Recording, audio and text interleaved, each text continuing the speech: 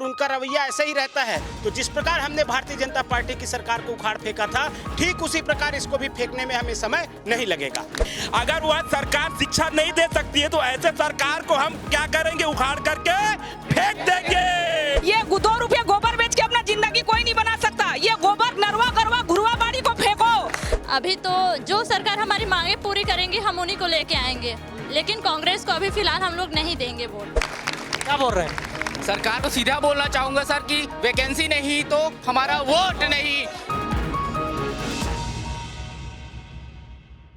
लल्लूराम.com के public metre में आपका स्वागत है और मैं हूं सत्या राजपूत। तो आज हम युवाओं के बीच में हैं। छत्तीसगढ़ युवा है और छत्तीसगढ़ में युवाओं की फौज है। ऐसे में आज युवाओं का हम सोच जानेंगे, क्योंकि विधानसभा को लेकर चुनावी माहौल है, चुनावी जो है स्थिति को लेकर आज चर्चा करेंगे। और ये पब्लिक है, सब कुछ जानती है, अंदर क्या है बाहर क्या है सब पहचानती है, ये पब्लिक है। तो हम पब्लिक के बीच में पहुंचे हैं और समझेंगे कि चुनावी माहौल जो है क्या है, क्या कैसा लग रहा है, कि किस तरह से देख रहे हैं कि वर्तमान सरकार के 5 साल को, और कैसे सरकार चाहिए आपको। वर्तमान सरकार के 5 साल को तो देख लिए हैं। सरकार की नज़र में सिर्फ और सिर्फ किसान नज़र आ रहे हैं और उसके अलावा उन्हें और कुछ नज़र नहीं आ रहा है। इतने सारे बेरोजगार आपके सामने नज़र आ रहे हैं। इससे पहले भी हम कई बार आंदोलन कर चुके हैं बेरोजगार लोग। सरकार कहती है 1% बेरोजगारी दर है, आप आकर देखिए ना कि कितने प्रतिशत बेरोजगारी दर है। अगर सरकार बेरोजगारों के प्रति सजग नहीं होती और उनका रवैया ऐसा ही रहता है, तो जिस प्रकार हमने भारतीय जनता पार्टी की सरकार को उखाड़ फेंका था, ठीक उसी प्रकार इसको भी फेंकने में हमें समय नहीं लगेगा। युवा है, जी हाँ, युवा हैं। और आपको बता देना चाहता हूं, अभी नए वोटर्स लगभग 8 लाख नए वोटर्स और आए हैं। तो आप खुद सोच सकते हैं कि हम किसी की दिशा और दशा दोनों बदल सकते हैं। दशा और दिशा बदलने के लिए युवा तैयार हैं और उनसे हम समझ रहे हैं कि माहौल क्या है। किस तरह की सरकार चाहिए आपको?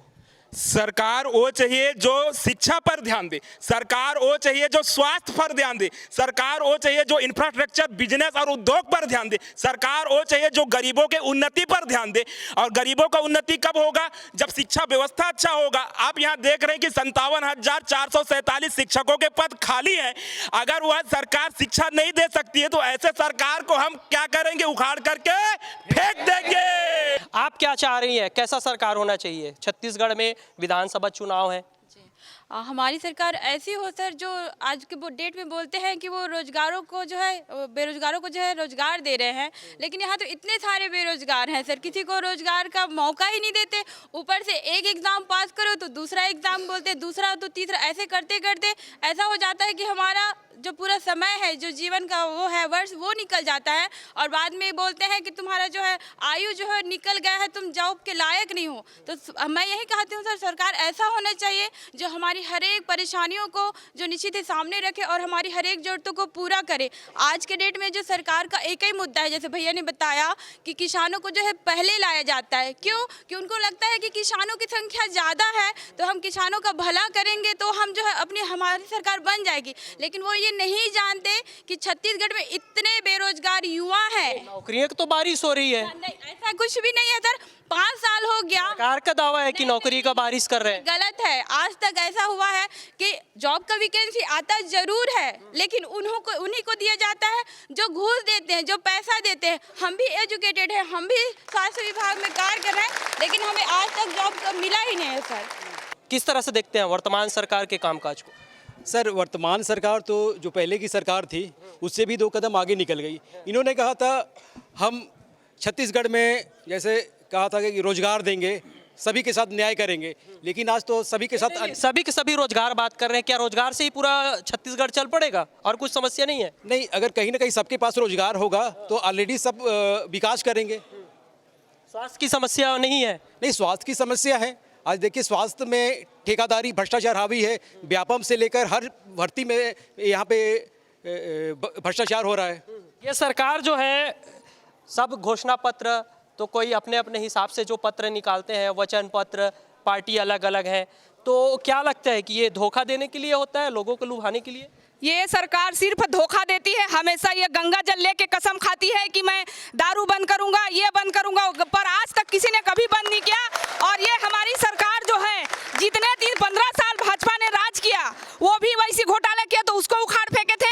आज ये कांग्रेस सरकार में माननीय मुख्यमंत्री भूपेश जी से मैं निवेदन करना चाहती हूँ कि जितने वादा किए थे आप वो इतना सबको दे और झूठी सरकार को अपने मन से दिल दिमाग से निकाले। जितना वादा किया था वो सब चीज को वो करें और मतलब रोजगार दें। और सबसे बड़ी बात यह है कि जितने भी गरीब हैं केवल कृषि में गोबर बीनने के लिए नहीं है छत्तीसगढ़, वनली जितने पढ़े लिखे हैं को केवल गोबर नहीं बीनेंगे, पढ़े लिखे को रोजगार चाहिए। गरीब किसान का बच्चा पढ़ रहा है उसको रोजगार चाहिए, ना कि ये 2 रुपये गोबर बेच के अपना जिंदगी कोई नहीं बना सकता। ये गोबर नरवा गरवा घुरवा बाड़ी को फेंको। युवा है, उखाड़ फेंकने की ताकत रखते हैं, सभी यही उखाड़ भर रहे हैं। अब समझते हैं दिव्यांगों की अगर हम संख्या की बात करें तो सरकार के आंकड़े में 5-7 लाख से ज़्यादा दिव्यांग हैं। उनके लिए किस तरह से कामकाज हो रही है और आपको किसको आप वोट देंगे, आपके लिए क्या क्या काम होना चाहिए वो बताइए। सर, आपके माध्यम से मैं बात बताना चाहूँगा कि इस बार जो हमारा टीचर भर्ती आया था, मैं बीएड डीएड सभी तरफ से आया हूँ कि हमारा बीएड का और डीएड का दोनों का पद मिला के 60,000 भर्ती होना चाहिए। और इसमें मैं बात रखूँ कि दिव्यांग कैटेगरी का तो इस बार हम लोगों को लगभग 800 पोस्ट मिला गया था और नोटिस में ऐसा कहीं नहीं कहा गया था कि किस नियम से लेंगे। और अचानक से जब सब चीज़ हुआ तो उन लोग दिव्यांगों को भी 4 कैटेगरी में बांट के हम लोगों को 15 पोस्ट 12 पोस्ट थमा दिए और सभी जो पोस्ट हैं अन्य कैटेगरी को मिल गया, जो कि सबसे ज़्यादा एसटी कैटेगरी को मिला है।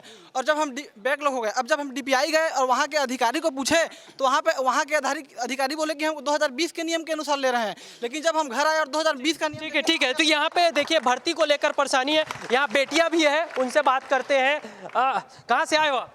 गौरेला पेंड्रा मरवाही। अच्छा, गौरेला पेंड्रा मरवाही से रायपुर का सफर, क्या लगता है आपको, कैसा सरकार होना चाहिए?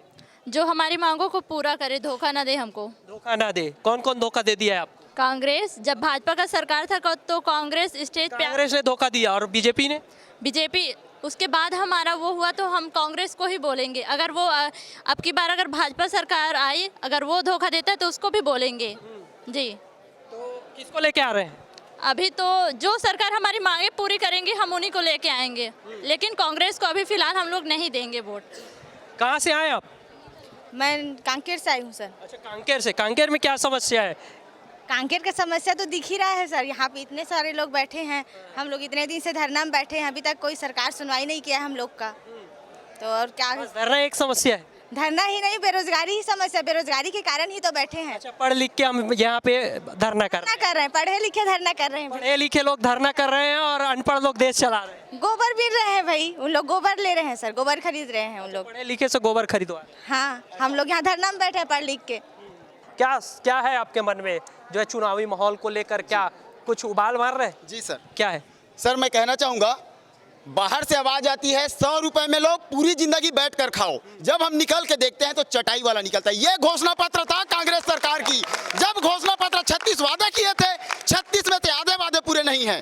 आप जब निकल के देखेंगे सिर्फ किसान 300 रुपए हम किसानों को दे लॉलीपॉप देकर आज 30 लाख का पीएससी घोटाला किए बैठे हैं ये लोग। शिक्षक भर्ती में आलोक शुक्ला हमें पारदर्शिता नहीं करता, पात्र की लिस्ट जारी नहीं करता। हम शिक्षक जैसे बोल रहे हैं हमको रोजगार चाहिए। हम पढ़े लिखे हैं, शासन ने हमें बताया कि आप डीएड बीएड कर लीजिए, आप प्रशिक्षण ले लीजिए, आप टीचर के काबिल बनेंगे। हमने डीएड बीएड किया, उन्होंने कहा बन गए उन्होंने कहा कि आप टेट कर लीजिए तब हम आपको नौकरी देंगे। हमने टेट भी क्लियर कर लिया।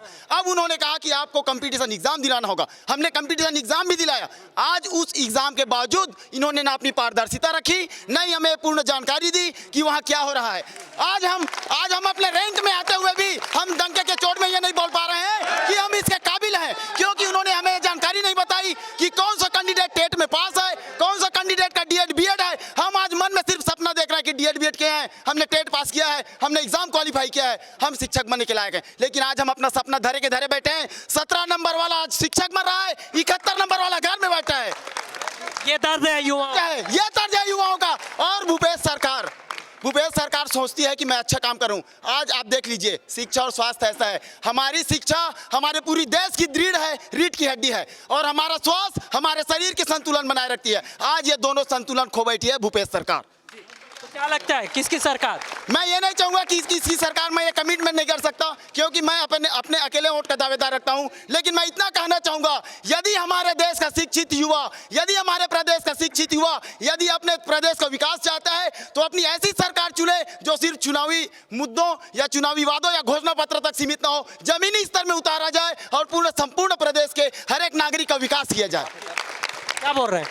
सरकार को सीधा बोलना चाहूंगा सर कि वैकेंसी नहीं तो हमारा वोट नहीं। देखिए, ये पब्लिक है, सब जानती है अंदर क्या है बाहर क्या है। आपको एक एक लोगों ने समझाया कि सरकार में कैसा कार्य प्रणाली है और पिछले सरकार की क्या रवैया था। तो इनका जो मूड है वो बता रहे हैं कि हमने बीजेपी को भी उखाड़ फेंका था और जो वर्तमान सरकार है इनकी मांगों को नहीं मानती है तो उसको भी उखाड़ फेंकेंगे। और यहाँ पे उनका स्पष्ट तौर पे कहना है कि हमारी मांग जो पूरी करेंगे हम उन्हीं को वोट देंगे। तो lalluram.com की जो पब्लिक मीटर है, आज युवाओं के बीच में हमने जाना कि ये चुनावी रण में, चुनावी जंग में किसका माइलेज ज़्यादा दे रहा है, किसका मीटर जो है आगे की ओर भाग रहा है, इसको हम युवाओं के बीच में आकर जाना। आज हम युवाओं के बीच में थे और किसी दिन किसी अन्य मुद्दे के साथ फिर आएंगे। कैमरामैन टिकेश्वर के साथ lalluram.com के लिए सत्या राजपूत की रिपोर्ट।